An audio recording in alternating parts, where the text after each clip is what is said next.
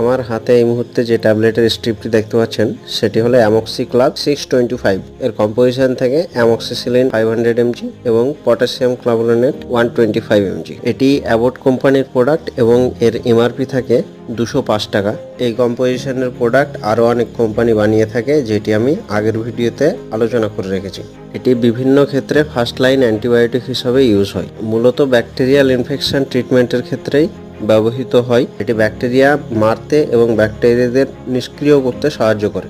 এর বিভিন্ন ইউজেসগুলি হলো নাক কান গলা infection, urinary track infection, lungs infection, skin infection বা আরও অন্যান্য ধরনের ইনফেকশনের ক্ষেত্রে এটি ইউজ করা হয়। এর বিভিন্ন সাইড এফেক্টগুলি হলো ডায়রিয়া, নজিয়া, ভমিটিং এইসব হতে পারে এবং সঠিকভাবে ব্যবহার না করলে এটি অ্যান্টিবায়োটিক রেজিস্ট্যান্ট দেখা দিতে পারে। তার জন্য যে কোনো অ্যান্টিবায়োটিক ইউজ করার আগে অবশ্যই ডাক্তারের সাথে পরামর্শ করে নেবেন এবং প্রয়োজনীয় ডোজ কমপ্লিট করবেন।